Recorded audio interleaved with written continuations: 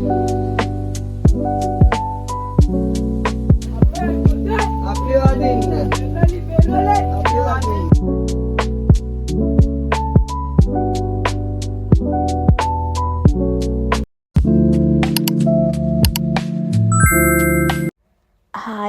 ළමයි. ඔන්න අදත් ආදරෙන් පිළිගන්නවා අපේ YouTube channel එකට. අදත් අරන් ආවා අපි දෙන්න ගියපු ට්‍රිප් එකක්. අපි දෙන්න තනියම නම් නෙමෙයි ගියේ. හස්බන්ඩ්ගේ අම්මයි තාත්තයිත් එක්ක තමයි අපි මේ ට්‍රිප් එක ගියේ. ඉතින් දැන් වෙලාව උදේ 3:04ට වගේ තමයි බස් එක එනවා කියලා තිබ්බේ. අපි මේ ලෑස්ති වෙලා එළියට ආවා බස් එකට නගින්න. ඔය ඉන්නේ හස්බන්ඩ්ගේ අම්මයි තාත්තයි. ඉතින් අපි බස් එකට නැග්ගට පස්සේ මාමා කෙනෙක් පිරිත් නූල් ගෙනල්ලා තිබ්බා. ඉතින් හැමෝටම දුන්නා එයා පිරිත් නූල් ගැට ගහගන්න. බස් එකෙත් පිරිත් දාලා තිබ්බේ. ඉතින් අපි දෙන්න පිරිත් නූල් දෙකත් ගැට ගහගෙන පුතු සරණයි කියලා මේ දිගම දිග ට්‍රිප් එක යන්න තමයි පටන් ගන්නෙ. ඉතින් ඔයාලා තම්මේල් එකේ දකින්න ඇති මං කොහෙද ගියේ කියලා. ඕම් බලන්නකෝ යන්න පටන් ගත්තා විතරයි මෙයා දොයි. අපි ගොඩක් උදේමනේ නැගිට්ටේ ඒ නිසා තමයි. අපේ ගමේම කට්ටියත් එක්ක තමයි අපි මේ යන්නේ. ඉතින් ඔන්න දැන් එළියත් වැටිලා තියෙන්නේ මේ 6:07 වගේ වෙනකොට අපි ආව මාතලේට. අපි උදේට කන්න නතර කරා මාතලේ අලු විහාරෙන්. අපි උදේටයි දවල්ටයි දෙකටම ගෙදරින් කෑම අරන් ගියා. ඒ හින්දා කට්ටිය ගෙනාපු ඒවා බෙදාගෙන අපි කෑවා. අපි කාලා ඊට පස්සේ කෙලින්ම ආවේ නුවර දළදා මාලිගාවට. ඉතින් මං කලින් අපේ පළවෙනි vlog එකේදීත් දැම්ම අපි දෙන්න ඉස්සෙල්ලාම මාලිගාව වඳින්න ගියපු වීඩියෝ එක.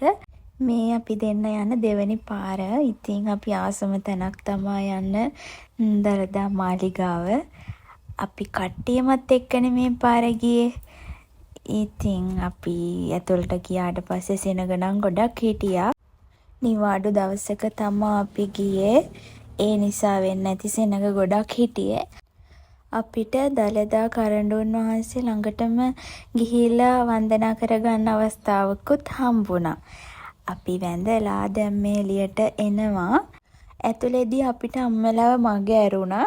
ඉතින් එළියට ආවට පස්සේ තමයි අපිට එයාලව හම්බුනේ. අපි දළදා මාලිගාව වැඳලා ඊට පස්සේ මේ ආවේ දවල්ට කන්න.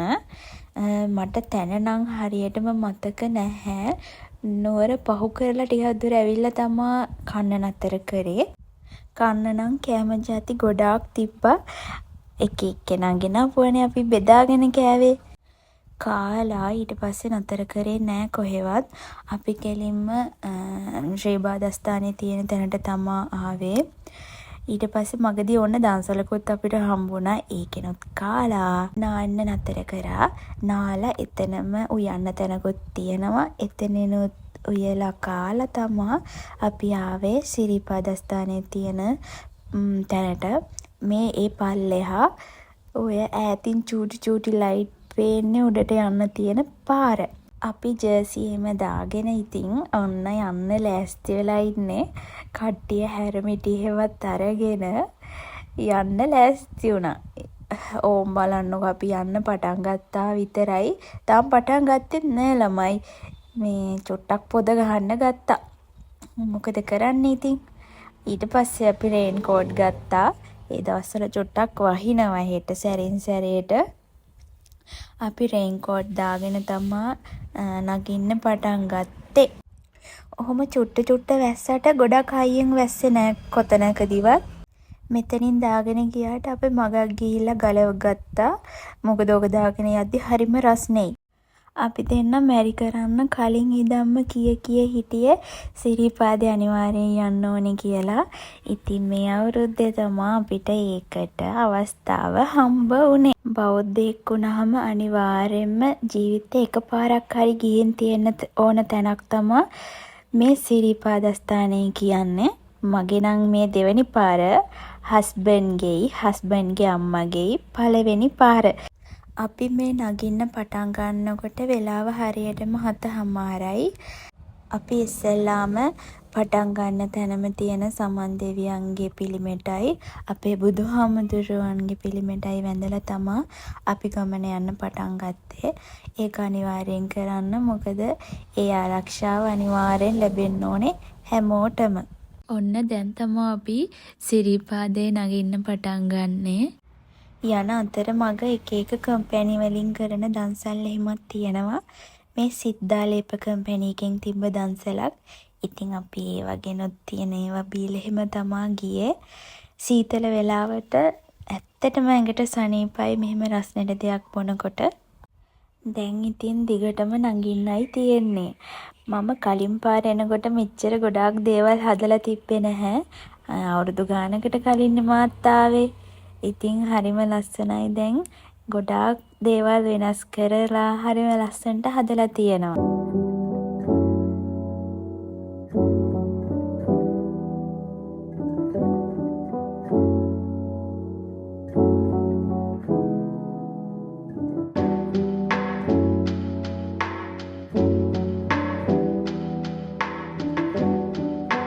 මේ අයිඩෙක්ස් එකෙන් කරන හරිම පිං වැඩක්.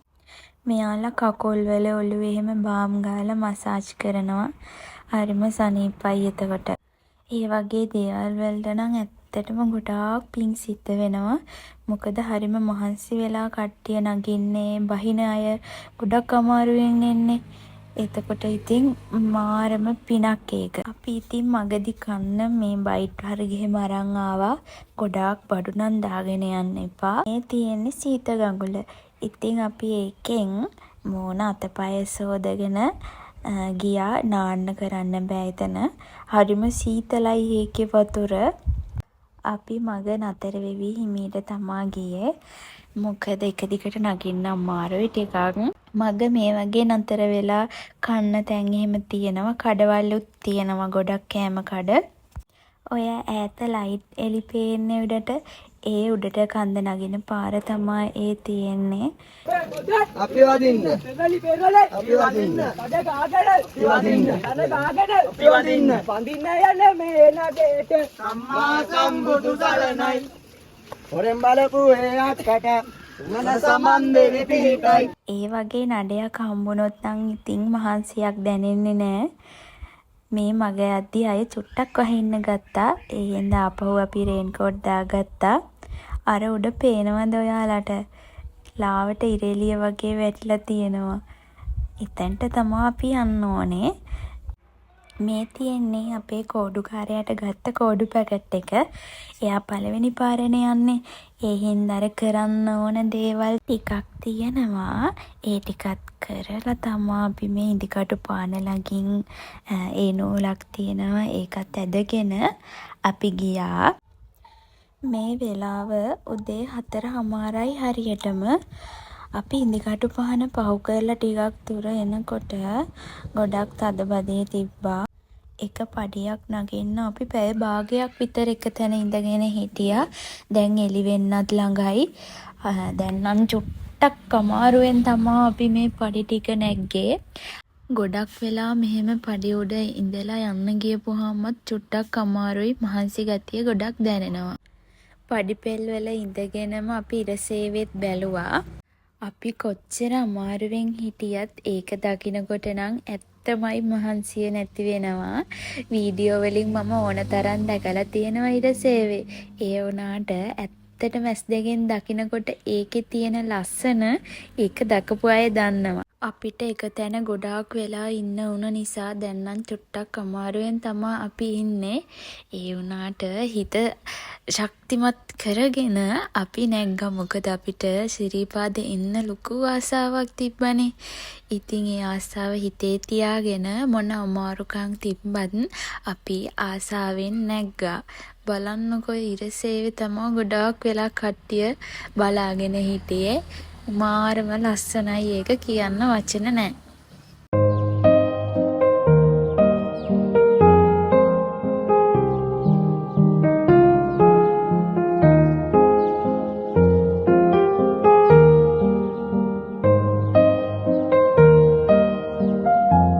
දැන් වෙලාව උදේ 6:20යි.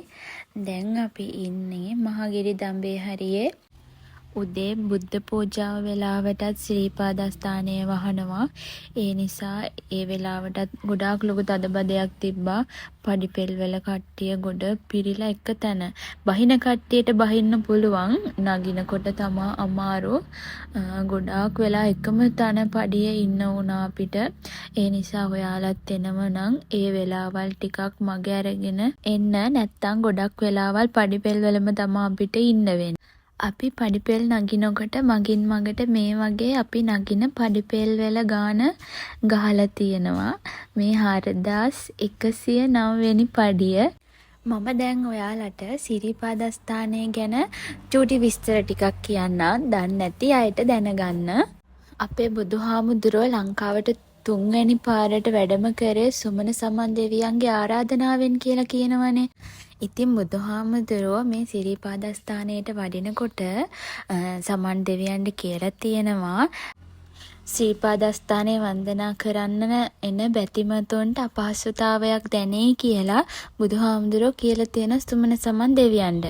එතකොට සුමන සමන් දෙවියෝ කියලා තියෙන බුදුහාමුදුරුවන්ට ඒ සියලුම දෙනාව සුමන සමන් දෙවියන් විසින් ආරක්ෂා කරනවා කියලා.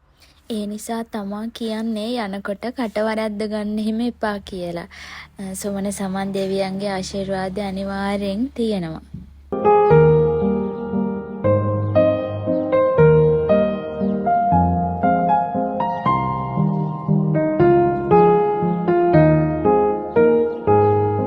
අපිට ශ්‍රීපාදස්ථානයේ වන්දනා කරන තැන කිසිම වීඩියෝ එකක් ගන්න පුළුවන් වුණේ නැහැ. අපි උඩට යද්දී ටිකක් දවල් වුණා. සෙනඟ ගොඩායි.